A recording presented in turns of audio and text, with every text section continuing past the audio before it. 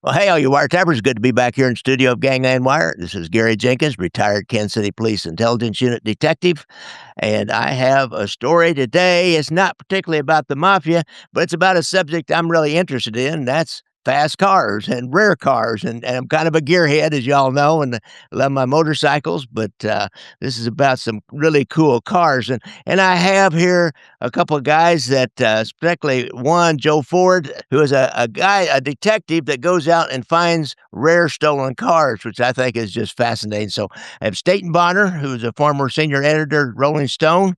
He's written a book called The $1 Million Detective, and that $1 Million Detective is Joe Ford. So welcome, guys. Good to Gary, be thanks here. for having us. All right, so I guess let's start off with Stayton. Tell me a little bit about yourself. You're a writer for Rolling Stone and written another book I see, and so just tell us a little bit about yourself. Yes, sir. Former senior editor of Rolling Stone magazine, wrote a book a few years ago, all true stories about a bare knuckle boxer working to give his daughter a better life in New York City through these underground fights. This story, though, is the most amazing story I've come across in my years as a journalist. I don't know if you're a fan of James Bond, Gone in 60 Seconds, Catch Me If You Can, but this story is right in line with that. You know, a lot of my work as a reporter, editor, is just looking for stories. So I was scouring regional newspapers when I came across this small story in a Milwaukee publication, and it just immediately grabbed me. It jumped off. In 2001, a $7 million stolen car was stolen in the middle of the night in Milwaukee from an industrialist private garage. Three men in overalls cut security lines, broke in, and absconded in the middle of the night with this very rare vehicle. Case closed, went cold. Years later, a detective, Joe Ford, gets a call from the French Alps, and a disgruntled mechanic said he knew the whereabouts of this stolen car that authorities have been looking for around the world for years. And that really set off the chase that kicks off this book. It's about, obviously, it's about a rare car, but it's interesting because it gets into the veneer just underneath this high society world of people like Ralph Lauren and various heads of industry buying and selling rare cars for many tens of millions of dollars. There is a criminal enterprise underneath that, as you have with any rare art world, dealing in fakes, forgeries, stolen goods, and all of that. And that's when Joe Ford, the car detective, comes in. You know, I talked with authorities, police, FBI. You know, there's not a dedicated unit to recovering stolen cars as they have with stolen artwork. So when something, a $10 million car gets taken, they told me there's one guy they call, and that's Joe Ford. You don't have to be a car person to love this book, The $1 Million Car Detective. Just is really a good cat and mouse chase story, and I'm thrilled to be here to talk about it. Great. We all love cat and mouse chase stories. I do anyhow. So, Joe Ford, tell us about yourself. How did you end up in this position to be the $1 Million Car Theft Detective? Accidentally. I started out as an architect in New Orleans, then went to law school, didn't practice law, but I had a classic car dealership in Louisiana and in Florida. And being involved in the car world, you learn about things. And then it was years later, I ended up recovering a stolen Aston Martin for a guy, and it was successful. And then got into a contract to recover a stolen $18 million Ferrari race car and was successful. And then heard about this from a French mechanic who hadn't been paid by somebody in Switzerland.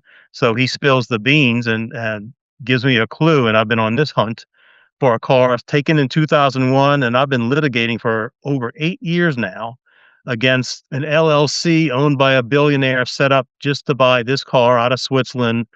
And my opinion is it was set up because he knew it was stolen. He knew it had paperwork issues and knew he would have to litigate to clear title. And I'm now litigating to clear that title, but I intend to retrieve the car. And for me and my partner, I partnered up with the heirs of the original Milwaukee theft victims. And we're in court now against this LLC.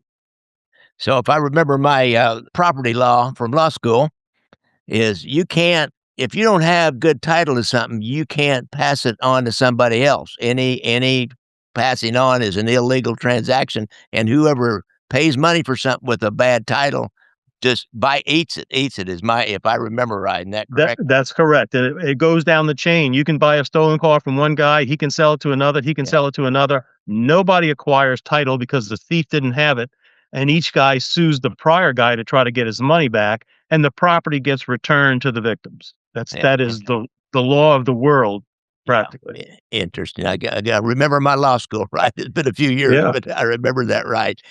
So, in this world, we know about the jewel thefts. The Marlboro diamond never appeared back. The Chicago outfit guys stole this Marlboro diamond in London and mailed it to somebody that never did reappear. Many times these paintings don't ever reappear for years and years, and there's always a speculation. There's these reclusive, super wealthy collectors or Saudi Arabian princes or something that will keep these things. Are any of those rumors true? Is that what happens with these cars? I mean, how do you hide a car, especially one with this car that you're looking for is a Talbot-Lago Teardrop Coupe, really distinctive looking. And I'll have a picture of this up there, guys. Really distinctive looking car. So oh yeah, I see it up on your up over your Yeah. head there.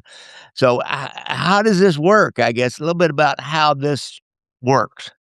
Well, In this, let me just go ahead. let me just give a little context. So just for the big picture, Gary, again, for your listeners, I'm not sure, rare cars, it's relatively smaller niche market in high-end collectibles, but it's also the fastest rising sector. So you have, folks who make a lot of money, they want to diversify their assets. Could be any number of things, including Picassos, Basquiat's, whatever. But what's a lot more fun when I interviewed all these people is buying a super rare car, because unlike a piece of art you hang on the wall, you get to drive this thing. Yeah. So the rare car market is really one of the fastest growing markets. It's really largely due to Ralph Lauren. He was a guy from the Bronx, just a working class kid.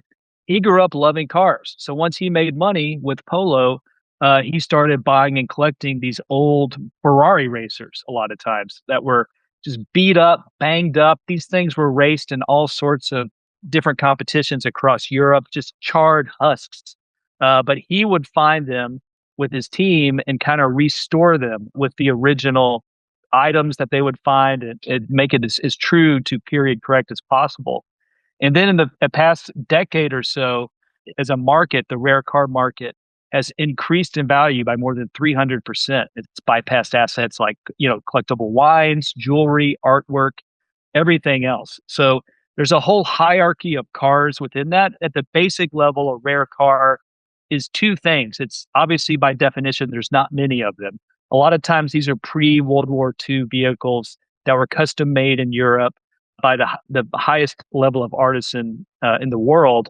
And then number two, a lot of times they signify a very special innovation in technology or design or just something that makes it special. Obviously, Ferrari, if it won something in a competition, if it was a car owned by Steve McQueen, right, from Bullitt, something like that.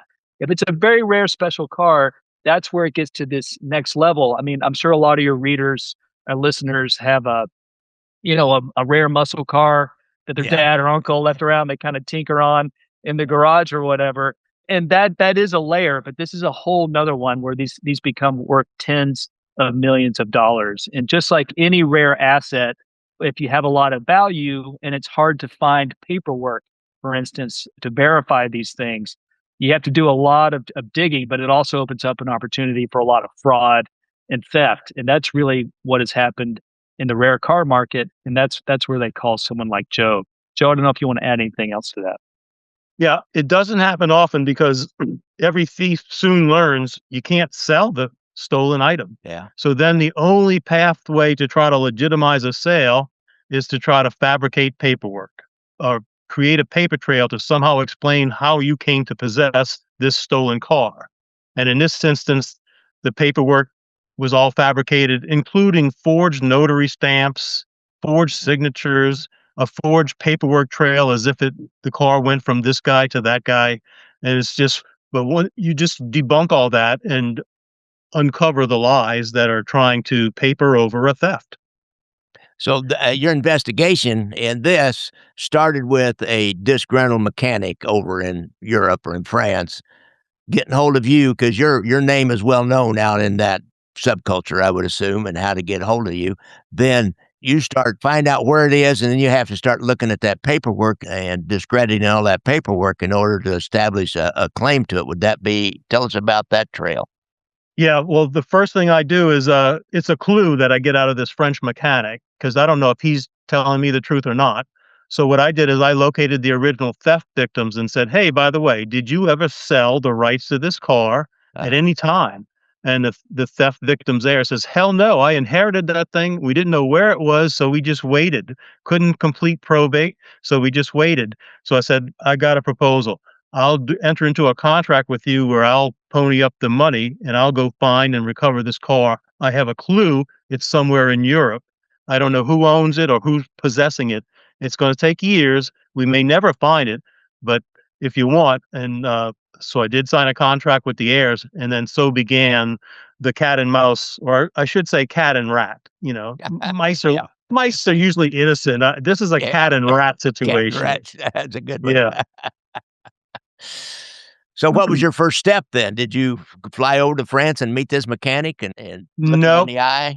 I teased out more data from the mechanic. I said, "Well, what can you tell me? What do you know? Why do you suspect this guy took it? Why do you suspect it's stolen?" I get some conflicting clues, like he wouldn't commit to where it was. He wouldn't commit to photographs of the stolen car, but he did send me a photograph of this other car. And it turns out the thief had gone back to the estate. Once the victim died, he went to the estate to buy some other parts. And in the purchase of these other parts, unrelated to the stolen car, he gets signatures and then begins generating a paper trail as if he's buying the stolen teardrop.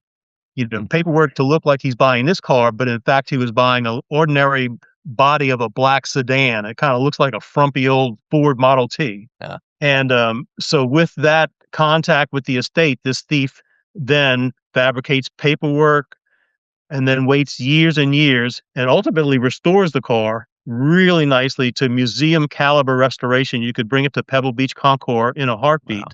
and it would win. And so he restores it and then he sells it to this innocent purchaser. I don't think he's so innocent, and that's who I'm in court with now. He sells it in Switzerland, and this guy imports it, and he waits a year before even trying to get a title, which is a very suspicious act. And when he does apply for a title in Illinois, it pops up as stolen, and the state of Illinois contacts the state police, who contact the Wisconsin police, who then contact us and say, "Hey guys, we found your car. It just popped up." And so, I call those people and say, "Listen, why don't you just hand it over and go back against this phony seller?" And it's been a fight ever since because they won't do the right thing. They just Uh, won't. They're spending millions on attorneys rather than give up the car and do the right thing. So Gary, I should give you a little bit of context here. First off, I obviously interviewed Joe Ford for the book. I also interviewed the alleged thief, Chris oh, Gardner, really? who I should say denied all charges, and criminal charges, were dropped against him. So let's clarify that up top. Let me give you a little bit of context here, because what was particularly interesting here was Joe Ford and the alleged thief's background together. They both came up in New Orleans, Oh, really? working together in the rare car import export business, starting off with gray market imports. These were European cars that you could buy and import from overseas for cheaper than you could buy here. And you were supposed to do some type of modification to make them street legal here. And that was kind of a booming market before basically the industry and government closed it down. But Joe and the alleged thief Chris were in business together and Oh, were really? friends and did work together for years until they had a massive falling out over various disagreements regarding car disputes and land disputes. But basically, that was one aspect of this that was compelling to me. Was Joe and the alleged thief had his history together. And when it comes to the car, the $7 million Talbot-Lago, it was a car that the Robb Report once called the most beautiful car in the world, one of only two models built with this race car engine. And I think what's really interesting to me, and as a journalist and reporting this story, was exploring just the histories of all of these rare cars. They would, trade hands over the years. This one was built in 1938 by Figoni Fallaci, these Italian immigrants to France, and it was made it for, basically, we're not entirely sure, but Parisian royalty was probably the best guess. And they would show these things off. You would buy matching outfits, almost like Downton Abbey era, to go with the car, and you would go to these grand events. And it was really almost like a luxury accessory, if you will, for royalty overseas. This car was imported into the United States in 1939 by Luigi Chinetti, a former Italian race car driver who won Le Mans 3 times. That year, he sold the teardrop to Tommy Lee, who was the son of basically a wealthy businessman in Hollywood. In fact, literally, the Hollywood sign was on his Lee Mountain, or his former mountain. He owned all the Cadillac dealerships throughout California, got a piece of it. So his son was like this playboy who would date starlets, race these cars in the Mojave Desert, and live this really extravagant lifestyle. And he actually, in 1950, had a road accident, left him in chronic pain, and ended up jumping from a 12-story building, killing himself, and leaving behind this world-class collection of cars, including the teardrop. It finally found its way purchased by Roy Leesky, a self-made millionaire and the founder of Monarch Plastic Products. This company he ran in his warehouse in Milwaukee. And, it was an interesting story of Leesky. Basically, his wife died of cancer. His son, a pilot, died in an airplane crash. He, according to all reports, became pretty reclusive and withdrawn, and he really focused on this car. So this garage where he kept it became piled up with junk pieces, all sorts of different things. And he, talking with his nephew and various people who knew him, including Jay Leno. I interviewed Jay Leno, who went out to look at the car. He became lonely, and he started putting out advertisements that he had this rare vehicle in car trade magazines, and purporting he wanted to sell it. Talking to his family, they think he just was lonely and kind of wanted to meet people. Yeah, wanted to talk to people because people would come out there. Jay Leno flew out there. He flew out and looked at it. It's kind of the ultimate barn find. The ultimate barn find. That's the ultimate barn find. That's right. And Jay Leno said, something about it just didn't feel right. I didn't do it. But in the course of that is when, the alleged thief came and saw it, and his representative. And, afterwards, that's what led to the car being stolen. But it's this really interesting backstory, not only of Joe and the alleged thief, Chris Gardner, but also of this car. And the book details this car's history and other ones as well. It was just one crazy story after. Really, it's kind of the ultimate cautionary tale for you guys that have some kind of a cool car out there. My cousin, he had a muscle car stuck out in the barn, out on the farm, but his brother lived on the farm. His brother had all kinds of drinkers and different people coming out to the farm, drinking and talking to him, and all of a sudden the trailer and the muscle car is gone, and it's never been found since. So not expensive enough for Joe Ford to go after, but still. So you got to be careful who sees what you got in that when you got something like that. It's crazy. Yeah. Joe, go ahead, Joe. Yeah, you started to say something. I was just going to say, just to add on that, the first thing you do when you get a car is apply for a title immediately. Yeah. And before you actually purchase a car, you can ask the police to do a VIN check. Just run this VIN. Has it been reported stolen? Because the police maintain a database to protect and prevent against auto theft of stolen property, especially cars. And that's something this car was listed as stolen in the database. Yet this LLC owned by this billionaire still decided to buy it. It's just an incredible story. And to me, it's sort of if I'd summarize my opinion, it's a sophisticated laundering of a stolen car by someone with means. Yeah, because had I not partnered up with the victim, he didn't have resources or knowledge to battle. Yeah. So, this guy would have steamrolled him. Yeah. So. Oh, yeah, and you got the resources. I tell you what, as a lawyer, I had a guy come to me, and he had a dispute with somebody, his landlord, and I says, "This landlord got money?" He said, "Yeah," and is he a nutcase? "Yeah." If you go after a nutcase with money in the court system, get ready. Yeah, Oh, yeah. you ain't never gonna get any satisfaction. They're gonna keep you tied up for years. It's not worth it. But so Yeah, that's go ahead. I can't make up. I don't think I'm dealing with a nutcase, but it's just someone I'm sure who believes he was in the right. But if he Yeah, would look over his own documents, he would see that no, in fact, maybe you were let down. You took some shortcuts. You didn't do your yeah. homework, and all you need to do is give up the car, and then go after the guy who sold you a stolen car. It's that simple. Yeah, I have to ask, as a lawyer, are you in, American United States courts, or are you in European courts? I'm in Wisconsin because the car Okay. was stolen out of Milwaukee, so a Milwaukee State Court. That's where I'm at. Yeah. But the car is in Europe, or is it No, back in the United? Oh, it's back in the United States. Okay. it's sequestered in Massachusetts in a really nice shop in Massachusetts where it's climate controlled storage. Yeah, So we're just once we finish this lawsuit, we'll be awarded the yeah, car. yeah. Yeah, so Gary, just for your clarity for your listeners too. So once Joe was notified of the stolen car's existence by this mechanic who had, been working with the alleged thief, that's when he began really researching it. The purchaser of this vehicle, a very wealthy individual who actually very interesting story, started his own dental practice, built it up, built his own software system to handle his own back end for his multiple dental offices. Lo and behold, that software system then became worth a lot more than pulling people's teeth.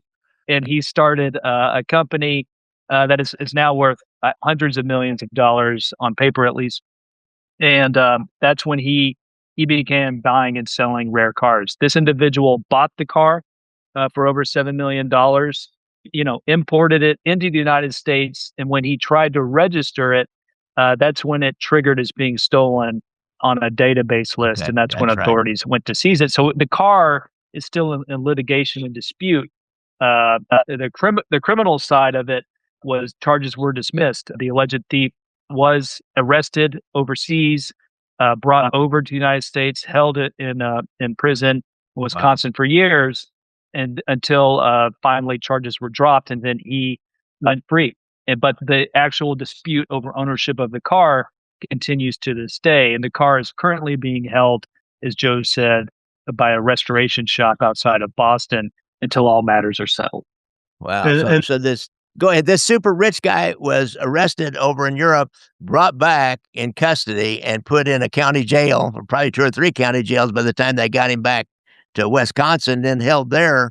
Well, And couldn't the wealthy individual who purchased the vehicle has been in the United States the whole time. He's just a car collector. Oh, okay, Uh, this is the in so between, the yeah, he intermediary. Okay, I got you. he well he was the purchaser, and so he bought the Okay, vehicle. He hired people to go do the vetting overseas in okay, Switzerland on the vehicle. It was the alleged thief who was living overseas, and he was the individual who was arrested okay, and brought over, and the charges were dropped. I got yeah. you. By the way, the charges were dropped because my partner, who was the key witness, died. Uh, And the U.S. attorney decided that he might not be able to prove his case without this key witness So is this testimony. guy kinda guy that goes around and spotting cars like that and stealing? Was that kinda his occupation, if you will, or is this just a happenstance thing? Well, the FBI located the other two thieves who did this heist for this car, and they said that this guy from Switzerland was also planning to steal some other cars and asking for their help. Those never came to fruition, but apparently there was the game plan that these cars, the few that were not already in museums, were targets. Mhm. Because these cars belong in museums. They're pieces of automotive history that, as well as phenomenal design. With this car has a racing chassis, a racing motor. That's why when Tommy Lee, the man in California, would bring it out to the Mojave Dry Lakes, he would win against the hot rods. And this Oh, car really? was 1938, and he was racing against 1945 cars. It's that good of a car. So, Wow. And to answer your question, Gary, yes, I interviewed one of the a person who said he was a thief who stole the car that night, along with the alleged mastermind behind it. And he described to me in great detail how it went down, how they cased the place, went in after dark, and then went through this very arduous journey to take out what was in pieces, this rare car, and put it in the back of a truck and drive it from Milwaukee back down south to Florida. And at one point he described really the paperwork and the alleged thief, the person he said was behind it all, knowing exactly where to go and take it all. But that said, there were some key pieces of paperwork left behind, which the alleged thief pointed out. But I did also interview a gentleman in Texas who said he had been defrauded by this same alleged thief years ago. He was a wealthy Texan who just, was really into cars. And what he alleged was he had bought what he thought was a specific type of car. When it arrived at the airport there in Dallas and he went to go pick it up, it was not the same type of car. It was kind of modified to look like what he thought he had bought. It was actually a car of lesser value, and he had trouble making it work. He then pursued this individual for years, and he says he eventually found, through his legal team, the alleged thief in Florida, and basically running an operation of taking cars and then remaking them to seem they were of a different car of higher value. So there are trails of other allegations against Really? him. Another cautionary tale there. It's like with fine art. You have to come up through the ranks to know about these vehicles being so special. And then if you go to the dark side, you might try to counterfeit documents or counterfeit a car. You might buy a chassis of a similar car, modify it, put a brand new body on it, and try to sell it as an original. So it's just like counterfeiting artwork. And these guys are masters. I mean, this guy who did this was a con artist, this Chris Gardner, con artist. And he earned his name, artist. He's a con artist. It's crazy. Joe, is there other car cases that are kind of interesting you'd like to tell people about? There are others, and they are very interesting, but I can't go into it. No. We talked a little bit. What about the Aston Martin that was one of the James Bond cars in Goldfinger that disappeared out of a airport garage down in Florida somewhere? Tell me a little bit about that one. There's lots of theories. In fact, one of the thieves in this case suspected the mastermind, Chris Gardner, was also involved in that theft. We have no evidence at that time, but it's a good working theory to begin. And that car, I think, has been located. I saw some pictures recently by somebody who I can't name, and it was in a collection. And just like you said before, there are some wealthy collectors who just don't care about anything other than having this coveted item in their basement or garage. So, and let me give you a little context on the car, Gary. So this was a car from the James Bond film Goldfinger, starring Sean Connery.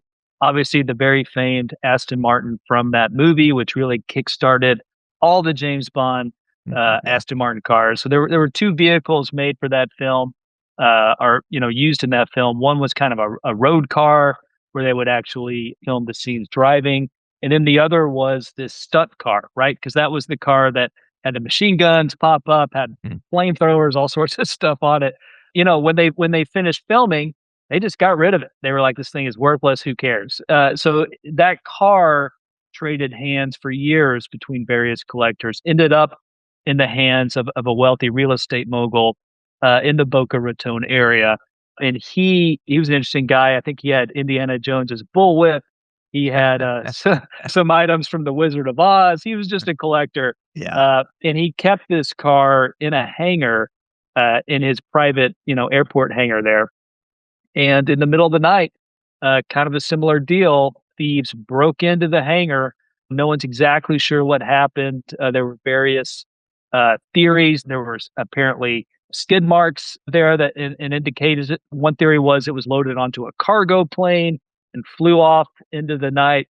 Other people this made news when it was stolen, claimed to have seen it all sorts of places. It was in the Keys. It was somewhere in Appalachia. Nobody really knew.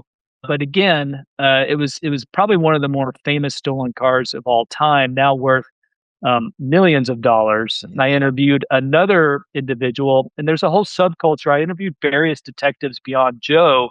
A lot of them work for these insurance companies. So basically, the police, frankly, probably are busy on other things. They're not going to be the folks who are going to find this stuff. It's really the high end insurance company who's on the hook for the tens of millions of dollars. They have an incentive to have their own investigator, tracking down these cars, try to find them. So I talked to an individual working with them for these insurance companies. He had been looking for this car for years. There was a theory it was bought by some wealthy individual in the Middle East, and it was in some warehouse full of all sorts of cars. But really, it was in the course of this investigation when, as Joe points out, I did interview a person who said he had stolen the Talbot-Lago along with the alleged mastermind. And he said he recalled this person, and the FBI agent said that they had heard this person talking about the James Bond car. And so that was a theory. He was around the same time. It was similar circumstances. So there was a theory, which of course the alleged thief disputed, that he had somehow been involved with that. But again, maybe Joe has an update. I don't know. No updates. Sorry. He's not talking. But it's covered in the book. Soon. Okay. Oh, all right. Cool. Good, guys. You got to get this book. It's a fascinating look into this world that we usually don't, kind of hear about. And it doesn't make a hell of a movie. They've got that Gone in 60 Seconds where they go out and steal all these fancy cars. But the actual tracing of, the casing of the place, picking the car, casing it, getting the paperwork trail that going from one owner to another and, over into Europe and everything. It'll make a heck of a movie. Maybe you guys will get the screen rights sold on this. Yeah, and there's and Joe and this alleged thief had a fallout earlier over another stolen car, a rare Ferrari. Joe, do you want to talk about that one briefly? Well, yeah, that's this Ferrari race car here. It ultimately was located and sold to Les Wexner for around $18 million. Involved a sale, illegitimate sale through a high-end auction house. After we finally settled the case, and one of the board of directors of the auction house resigned right after we settled because he had been tricked into believing somebody else owned this Ferrari when in fact it was myself and my Ohio partner who owned it. And they sold it in London, so it was international borders and, a lot of litigation in Ohio. That's where the original theft was, Cincinnati, Ohio. And then exported to Belgium, hidden under a phony VIN number because it was so rare of a car. They just don't make many of them. And then finally, when the guy was on his deathbed, he tries to settle up and square away the paperwork. He contacts the Ohio heirs, and then he sues them to try to clear up title because he's on his deathbed and he knows his daughter can't do anything with the car in its current status.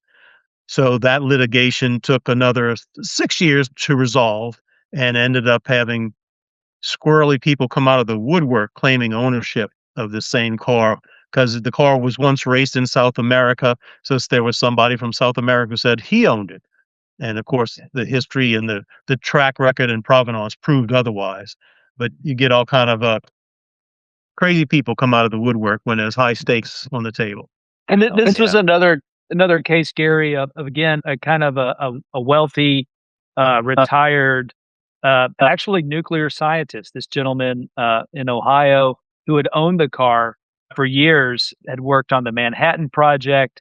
He had then become disillusioned with what he had done there. Also similar to what happened at Talbot-Lago, kind of became a recluse, had these vast junkyards full of mostly just junk cars or like pieces of airplane, or he would just tinker. He was a brilliant a lot of these guys are kind of like almost mad scientist guys who would tinker with these things.